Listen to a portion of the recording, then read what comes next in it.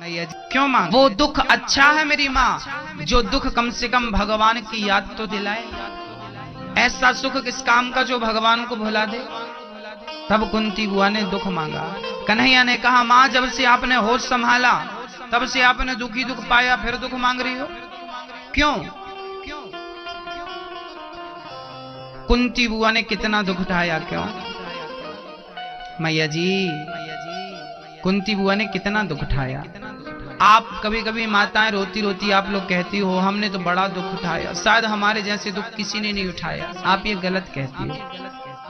आपसे ज्यादा दुखियारी माएं भी संसार में हैं, आपसे ज्यादा दुखियारे पुरुष भी संसार में हैं। कुंती बुआ ने कितना दुख उठाया, जरा आप अपने दुख से कुंती के दुख को जरा कंपेयर करके देखना, तौल कर देखना किसका दुख ज्यादा। देखिए कुंती के पति का नाम क्या था?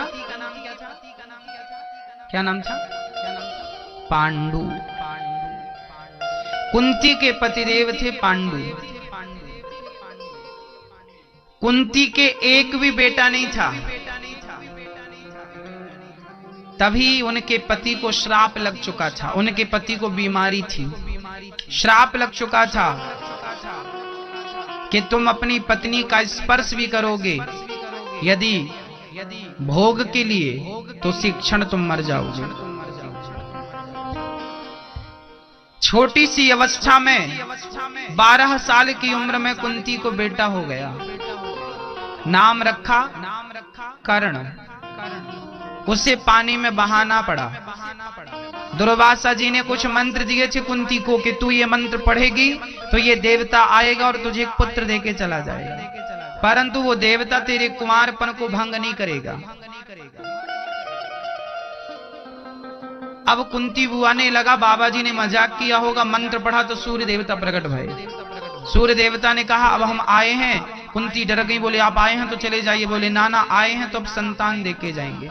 कुआरे में एक बच्चा पैदा हुआ, नाम रखा कर्ण। पानी में बहाया तो वहां आगे घाट पर वो बहता हुआ गया तो राधे नाम की एक स्त्री ने उस बच्चे को लिया, इसलिए कर्ण का नाम पड़ा राधे। राधे कर्ण, दानवीर कर्ण कुंती के बेटा थे। पर सोचिए आपका बेटा आपके दूसरे बेटों से झगड़ा कर रहा है और आप कह ना पाए। कुंती ने कभी कहा नहीं किसी से कि ये मेरा बेटा है। क्या एक माँ को इससे बड़ा भी कोई दुख होगा कि वो अपने बेटे को अधिकार से ये ना कह सके कि ये मेरा बेटा है? यदि कहेगी तो लोग कहेंगे कैसे तुम्हारा बेटा है। कुल मर्यादाएं थी। आखिरी में जब महाभारत का युद्ध हुआ था तब माता कुंती ने कर्ण को बताया था बेटा तुम मेरे पुत्र हो। कर्ण बहुत रोए कि मां यदि मैं तेरा बेटा था तो तूने पहले क्यों नहीं बताया? क्यों नहीं बताया मां? क्यों अत्याचार किया मेरे साथ? कुंती ने कहा बेटा मैं मजबूर थी। दुनिया हंसती, दुनिया कहती कुंती के और कितने बेटे हैं। लोग मेरे चरित्र पर दाग लगाते। लोगों को मैं कैसे समझाती कि कुंवारे पे संत जी का दिया मंत्र पढ़ा सो सूर्य देवता आ गए और वो ये बच्चा देके चले गए। ये बात मैं बताती तो मानता कौन, इसलिए मैं चुप रही बेटा। अपमान बहुत सहा है कर्ण ने और कुंती सब देखती रही पर चुप रही। कभी वो मां खुश नहीं रह पाई। थोड़ी सी संपन्नता मिली कि कौरवों ने जुआ खेल के सारा राज्य छीन लिया, लाक्षागृह में बंद कर दिया, आग लगा दी। लाख का एक घर बनाया था कौरवों ने। लाख का घर जानते हैं? हमारी माताएं लाख पहनती है ना, चूड़ी की तरह पिघलती है बड़ी। उस लाख का घर बनाया था कौरवों ने और पांडवों को अंदर डाल दिया था और उस घर में आग लगा दी थी कि पांडव जिंदा जल जाएं। पर जाको राखे राम जी मार सके न कोई। जिसको राम कृष्ण बचाए उसे मारेगा कौन? कुंती ने कहा कन्हैया जीवन में जब जब दुख आया है तब तब बचाने आप आए। ऐसे सुख पर पत्थर पड़े जो कृष्ण हृदय से जाए, बलिहारी बा दुख की जो पल पल नाम जपाए। हमें सुख नहीं चाहिए गिरधर गोपाल, हमें दुख दे दो, ऐसा दुख देना कम से कम उस दुख में आपकी याद तो बनी रहेगी। कुंती ने कहा, भारी सभा में अल्लाह आग लगा दी, भारी सभा में द्रौपदी के चरित्र पर, उसकी साड़ी पर हाथ डाला दुशासन ने। तब द्रौपदी ने आपको ही तो बुलाया, कहाँ जा छिपे हो प्यारे कन्हैया, यहाँ लाज मेरी लूटी जा रही है। दुशासन के हाथों तेरी द्रौपदी की सभा बीच साड़ी खींची जा रही है। कहाँ जा छिपे हो प्यारे कन्हैया, यहाँ लाज मेरी लूटी जा रही है। जिन्होंने कभी मेरी सूरत ना देखी, वो देखेंगे आज बदन मेरा नंगा। जुआ में पति जी मेरे हारे हैं बाजी, महलों की रानी लूटी जा रही है।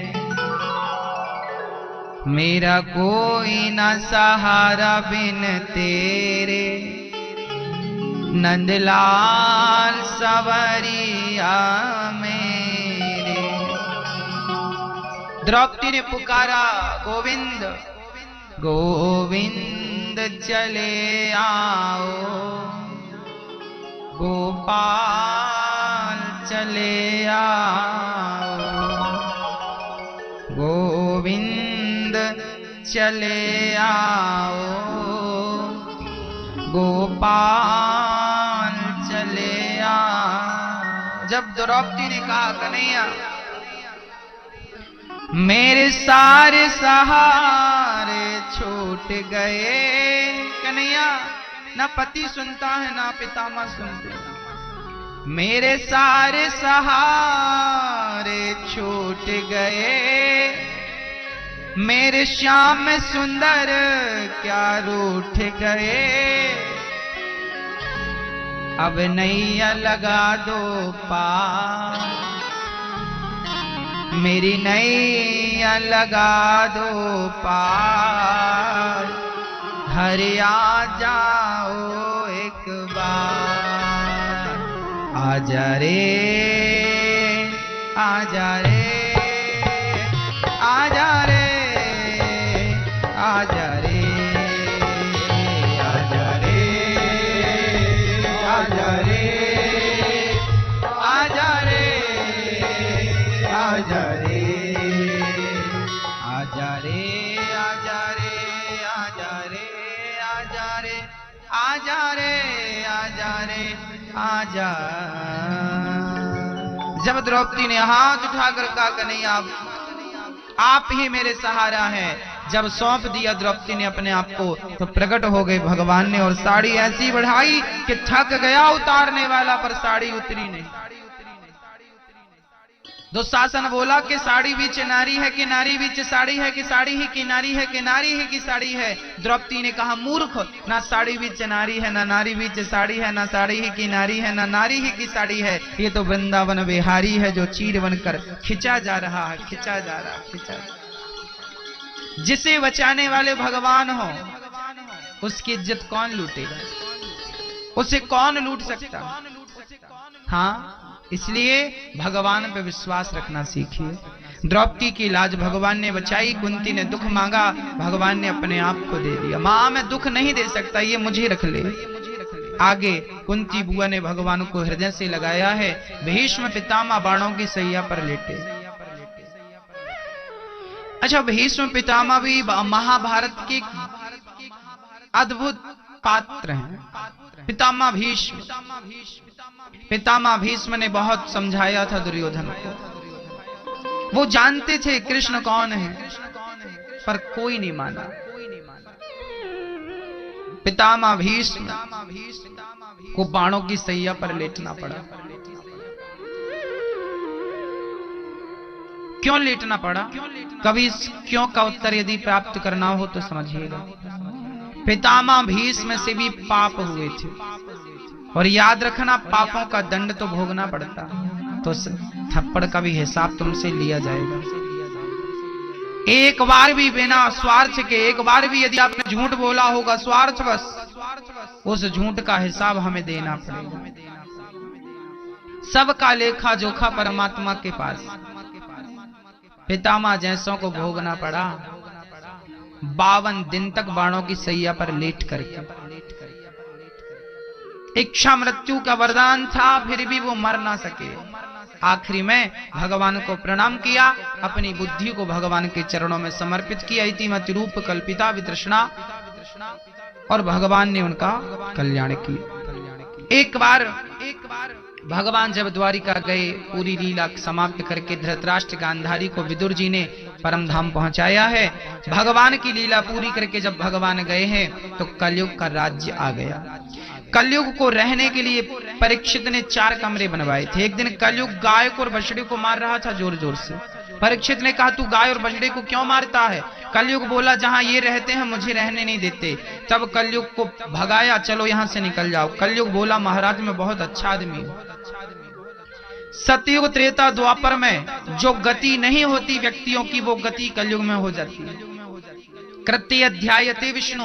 सतयुग में भगवान का ध्यान लगाना पड़ता था हजारों वर्ष तक, तब कहीं जाके वो गति मिलती थी। द्वापर में सेवा करना पड़ता था, और त्रेता में यज्ञ करना पड़ता था, तब तक कहीं जाकर वो गति मिलती थी। पर कलयुग में वही गति केवल भगवान का नाम जपने मात्र से मिल जाती है। इसलिए हमें नारायण नारायण श्री राम जय राम जय जय राम जपने को कहा गया। कलयुग केवल नाम आधारा, नाम को बल माना गया है। नाम बहुत बड़ी चीज है, इसलिए नाम जपते रहें। मैया जी बोलो नारायण, बोलो नारायण।